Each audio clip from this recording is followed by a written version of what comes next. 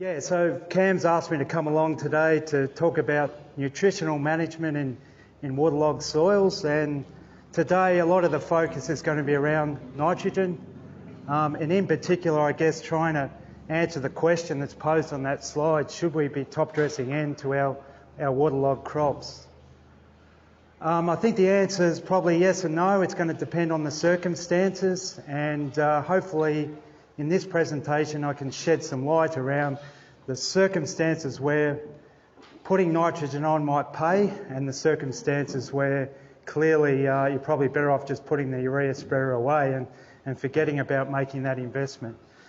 Look, I'm not going to stand before you and pretend that I've got all the answers. I still think there are a lot of holes, there's a lot of knowledge gaps, and I think there's plenty of scope for continued research into this area so that we can obviously better inform industry about the role that nitrogen plays under certain circumstances relating to waterlogging. I'm going to talk about some work that was done a few years ago in my former life as a research agronomist working for the department. It goes back to the early part of this decade. I think that although the work is a little bit dated, it's still quite pertinent and relevant to this season.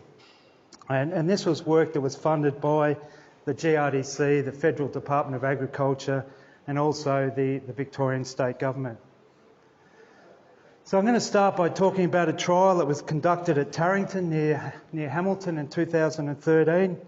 And you might recall that this was a season where we didn't have a huge amount of winter rainfall. There was a bit. I think we were tracking about average.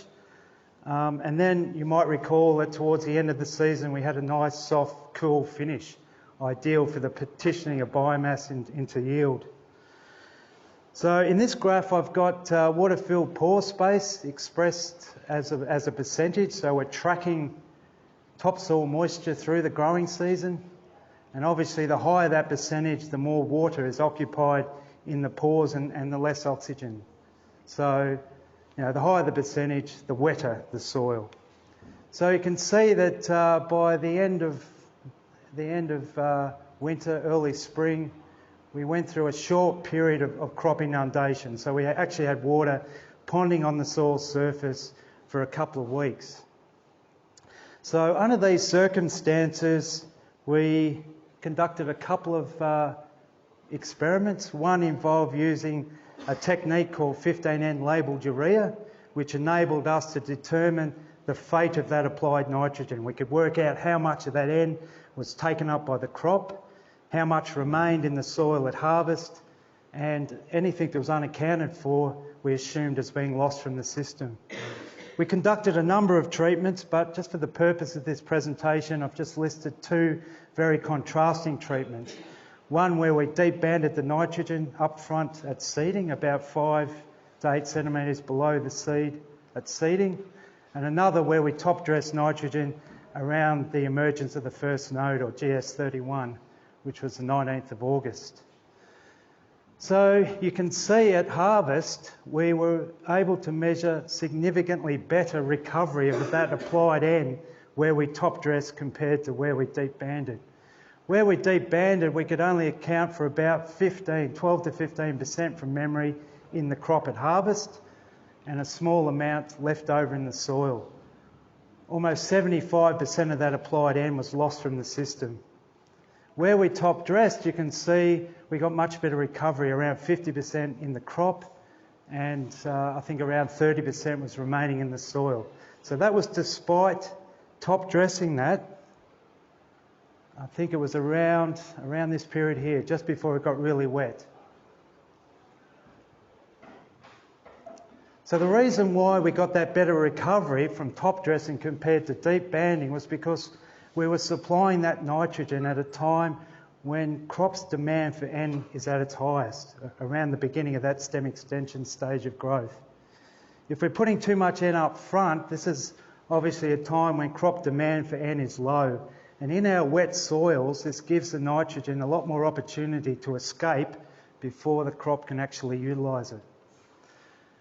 And probably in these systems where they get very wet, perhaps there is an argument for some early nitrogen if we've had a semi-successful crop establishment where our plant numbers are a little bit below our target and we might want to encourage more tillering, that's probably a case for some earlier N.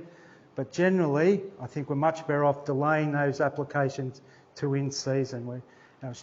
Our results seem to indicate much better utilisation. And this is consistent with earlier work that was done by people like Bill Gardner and Glenn McDonald back in the 80s. They found that putting that nitrogen up front early in the season was being lost, and they were suggesting that more strategic N applications later in the season was a much better recipe for the recovery of that applied N. But, of course, if we do improve the utilisation of N, that doesn't necessarily mean that we're going to see a yield advantage at the end of the season. So in a experiment that was conducted close by, we also did a Reitz trial. So you can see we've got various rates listed there on the horizontal axis, and yield at the end of the season. So you can see that we did achieve a small yield response of about 200 kilos per hectare from the application of that N around growth stage 31. But we certainly didn't see a big response. I think in that year our potential water limited yield was around 8 to 9 tonnes per hectare. So we were a fair way behind that. But I think that this data demonstrates that perhaps when our crops do go through a period of waterlogging, that it's going to be perhaps unrealistic to be aiming for a water use efficiency of 20 kilos per millimetre of plant available water. The crop has been through a period of stress. It does knock the root systems around. And I like the philosophy that agros used up in the northeast when I was working up in northeast Victoria, where if we went through a wet winter, they'd often wind back that target yield and base the water use efficiency on about 15 to 12 kilos per millimetre of plant available water because of the stress that the crop had been through. And maybe that's a philosophy that we need to think about through the Western District as well. But interestingly, you can see that our 0N control yielded very well, and this is in the absence of any synthetic nitrogen. We did apply some phosphorus up front, but that was the only synthetic nitrogen that was applied to that treatment.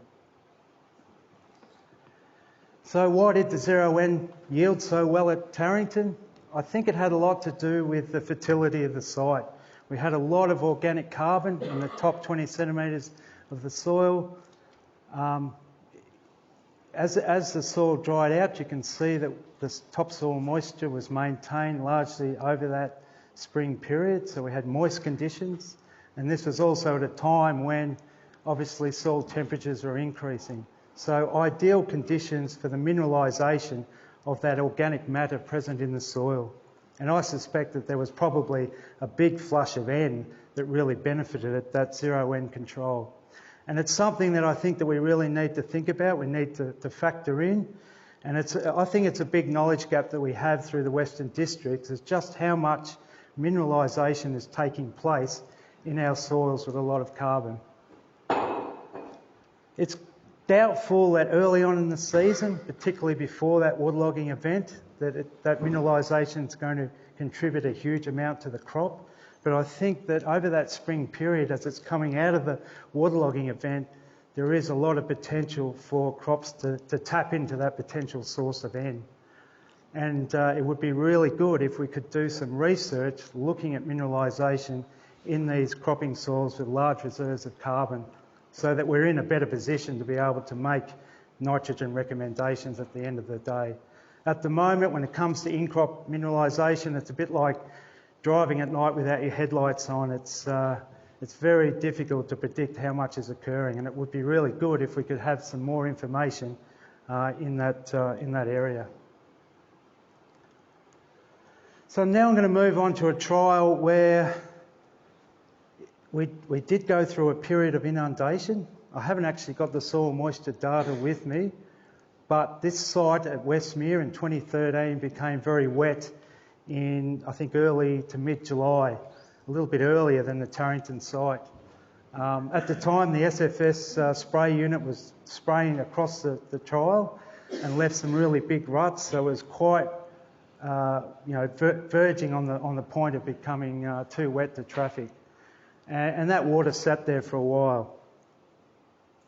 Now again, we top dressed the nitrogen around the beginning of that stem extension phase of growth to canola.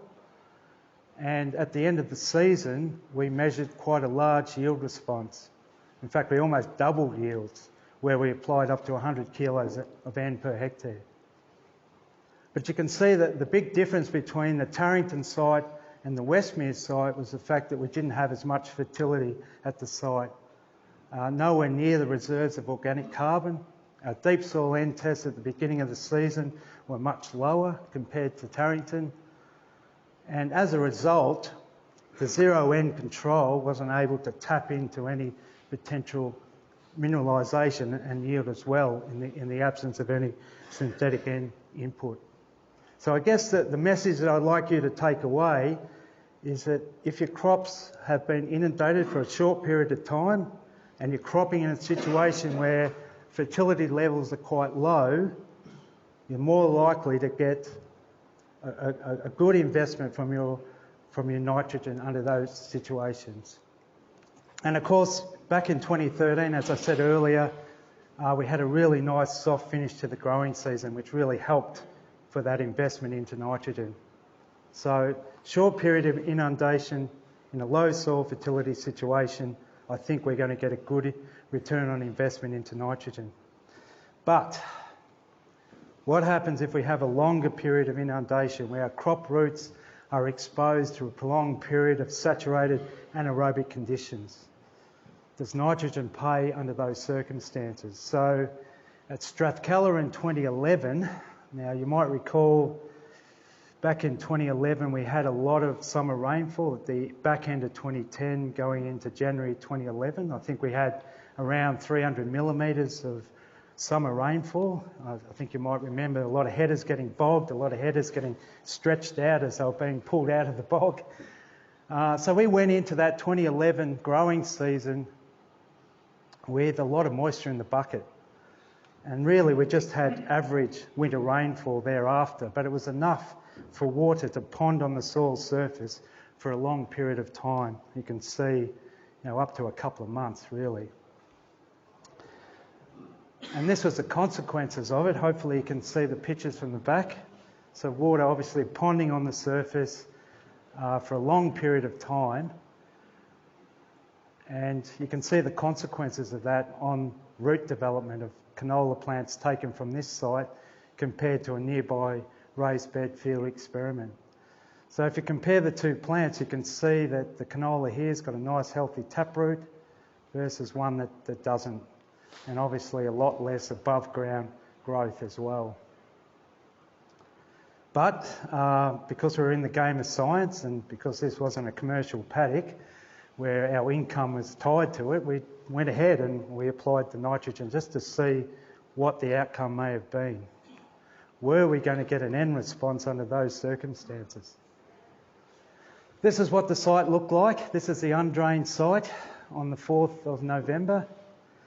The plants were still, you probably can't see it very well, but the plants were still quite stunted, not a lot of pods, not a lot of grain either when we came to harvest.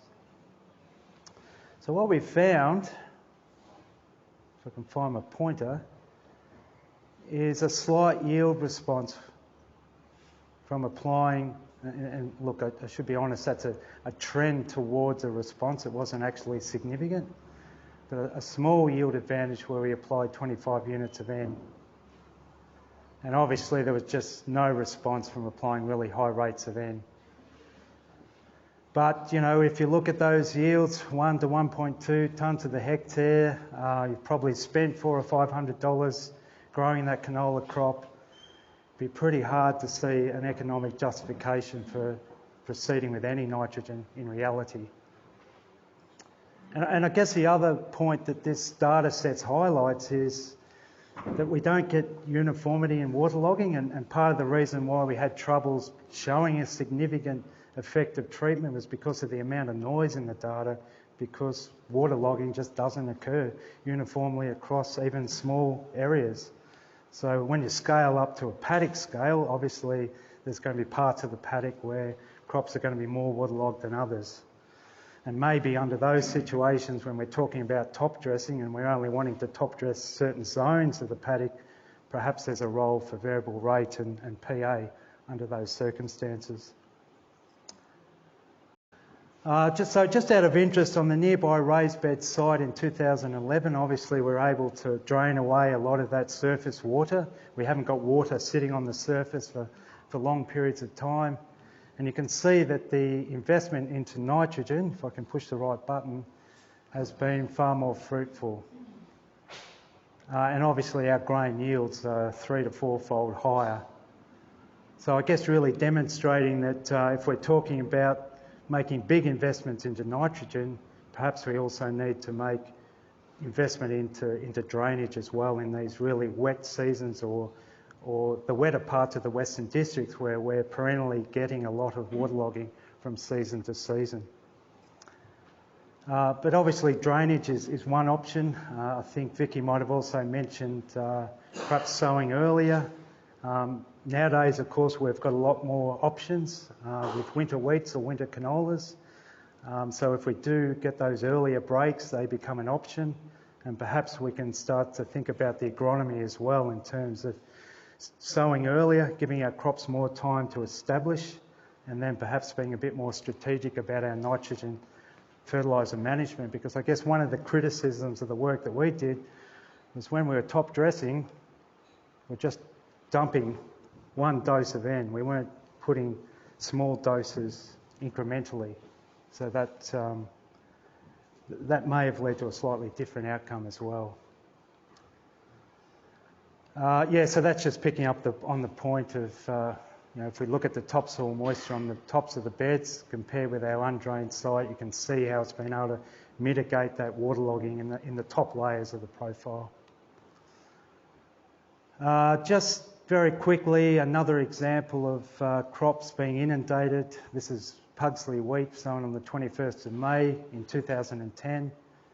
Again, for a period of about a month towards the end of winter, early spring. And again, once more, we're not getting a great return on that investment in nitrogen at high rates. So I guess the take home here is really the duration that the crops experience that waterlogging as to how effective that nitrogen input might be. So if we've got long periods where our roots have had to endure those anaerobic saturated conditions where the roots have been knocked around, it looks like from our work that you're probably best not investing in a huge amount of N. I just want to finish up with another potential constraint, particularly in those soils around Hamilton, and I'm not really sure how widespread this might be. I know that there has been reports of potassium deficiency in some crops around Lake Bolac as well, but one thing that did concern me at the time that we were conducting these experiments was the amount of, or lack of, potassium, particularly in the lower layers of the topsoil. We had levels that were marginal to potentially responsive. And this is irrespective of whether we're talking about crops experiencing waterlogging or in well-drained situations.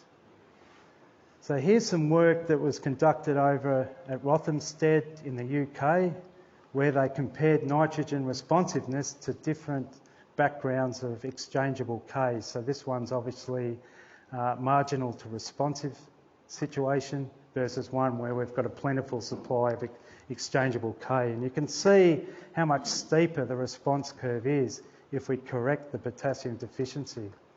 So look, obviously in the topsoil those levels aren't quite marginal to responsive, but in those lower layers potentially they are. And I know that work elsewhere in Australia, particularly in southern Queensland, northern New South Wales, they've been getting really good responses from deep banding K at depth. And I just wonder about whether that sort of approach might work in the Western Districts as well. Just throwing it out, that's a thought, but I still think that we need to be mindful of the potential of potassium also impacting on the investment into N. All right, so I'm just going to finish up and just recap on hopefully some key messages that have come out of this presentation. So when assessing the likelihood of waterlogged crops responding to nitrogen, I think it's important to consider the timing of waterlogging. We know that if our crops get hit by waterlogging early, there's likely to be a much bigger yield penalty to later. We also know from our experience and work done elsewhere that the duration of waterlogging is also an important consideration. And look, I acknowledge that in commercial crops, obviously people aren't going to have probes in the ground monitoring how long the roots have been exposed to saturated conditions, but even just a visual observation of when that waterlogging starts and when it finishes could be quite helpful.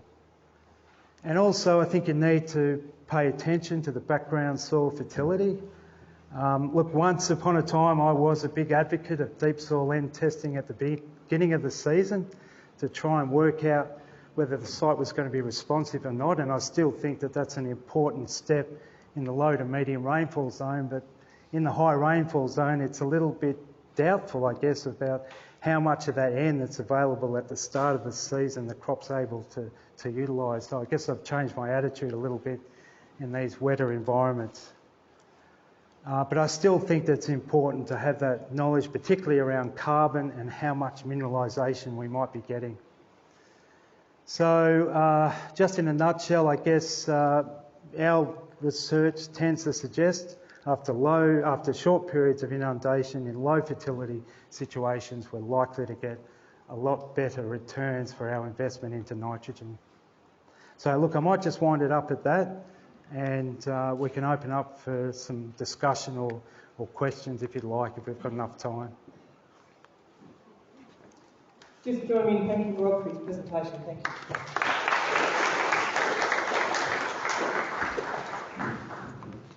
Questions out there?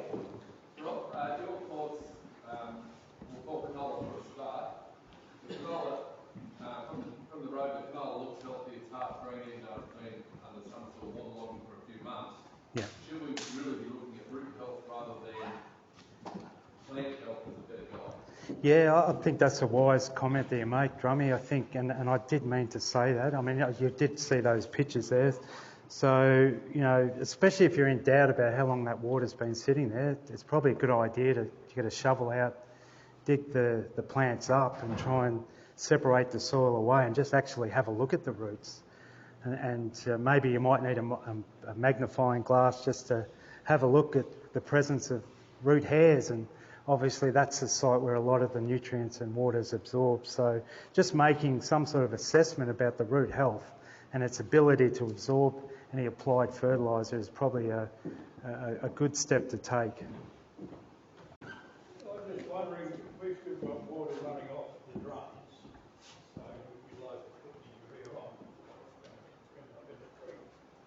Yet we're trying to have planes flying on the crops with urea because it's not trafficable. I just wanted you to comment on the dangers of that.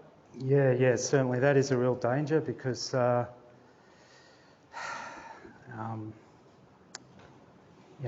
the issue is, of course, when nitrogen enters that nitrate form, it becomes highly mobile, and often wherever the water is able to escape, it will take nitrate with it, unfortunately.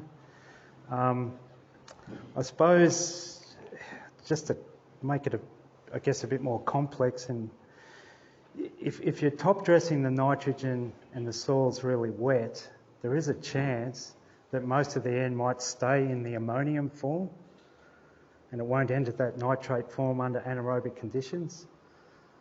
And if that's the case, then you won't be losing as much N. And it's not until you've had some period of aeration, some oxygen that allows that ammonium to be converted into nitrate, that it could become a real issue there if the crops aren't able to get that nitrate before it's run off in the runoff water. So yes and no is my answer.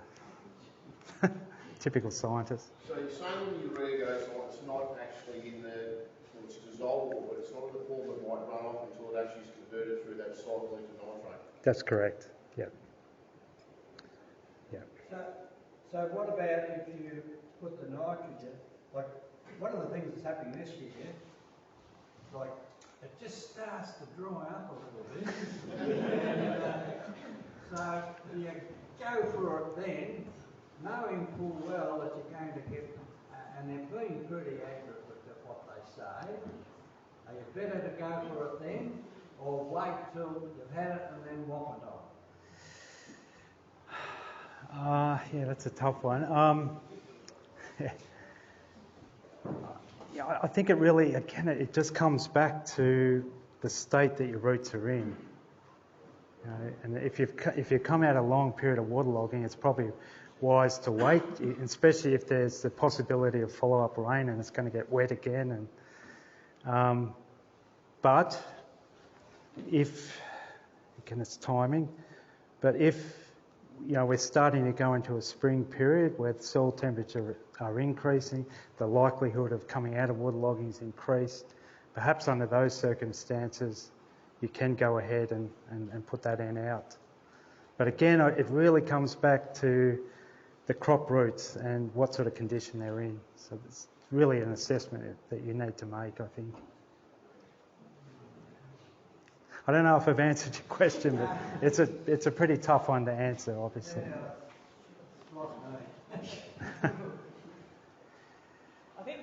Well, put it this way. If you can, I would wait till the soil dries out. But I realise at times that's difficult to predict, and we had the same issue with our experiments. You think that you're coming out of a waterlogging event and then you'll get another rainfall that tops it up, and eventually you lose patience and you just put the N out. But yeah, if you can wait until the soil's dried out, and it's easier said than done, that's probably the best approach. So are we better then to be using our nitrogen at the start and get our plants up and growing before we go into waterlogging and getting those roots bigger and stronger? Well, I think I tried to sort of pick up on that point, Michelle, with the suggestion of perhaps changing our agronomic approach, so utilising some of these longer season winter wheats or winter canolas, and if we can sow early, so we give our roots more time to develop before the onset of waterlogging, and maybe there's the opportunity to not put lots of nitrogen out, but just drip feed a bit of N to help our roots into a position where they're more likely to withstand the onslaught of waterlogging when it hits. So there's probably something in that as well. So again, more opportunity for further research, I guess, to shed a bit more light on that scenario. Possibly not a comment and a question. The last 2 years we're doing the opposite in my range at the moment, growing all early. Like a lot of these guys, there's 200 kilos of urea on their wheat and canola, and possibly barley by mid-tillering or canopy flow. So it's all done. So, I mean, I was going to ask a question, which you might be able to answer. So we'll put, say, 200 to 300 kilos on, probably by, some people by the middle of June, before it got stinking wet. So how much is still there? Did it invert? Hasn't it inverted? Well, but what do the crops actually look like now? Are they showing those symptoms of transient N deficiency? Are they lower leaves of the canopy turning yellow, or they're looking very healthy and righto? we haven't gone to that trend of early. Yep. Yeah. Yeah. And when are you sowing? Early. Yeah. Early. That's it. I can come through the end of it here. I agree wholeheartedly. It's not a question, it's a comment. We 12 k's out on beds. I've got the ability to de-bend. So I put 100 kilos urea underneath, all underneath, and I came back on the 12th of June with another 150 kilos of urea, and then Toddy, our aeroplane, has put another 90 kilos on 2 weeks ago, and really the crop's not suffering at all. And I just think that early bit of urea downstairs, we sowed on the 7th of May, that urea is there ready when that plant wants it, not when I think I need it, or time, I'm not going to put it, it's there. Yeah. Without being rude, the crop that I'm talking about is not going on too bad. Yeah, and I think it comes back to the point that I made earlier, that you're going to get a lot more bang for your buck if you're invested in drainage. But that goes against what you said before. In your first initial thing, you said it's a waste of time putting it out up the front. put it all on later. Yeah, but that was on undrained flat soil, okay? It wasn't on raised beds. So it doesn't relate to us then. It's still, and I'm not, really sorry, not just the injury, it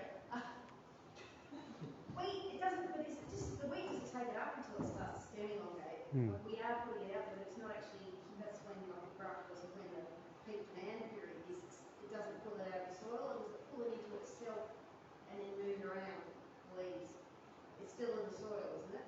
A lot of it's still in the soil, hopefully, but That's why I guess this yeah. year, because it's converted to put it out when it was dry, it's changed to an available form, which is also a leachable form. I don't know.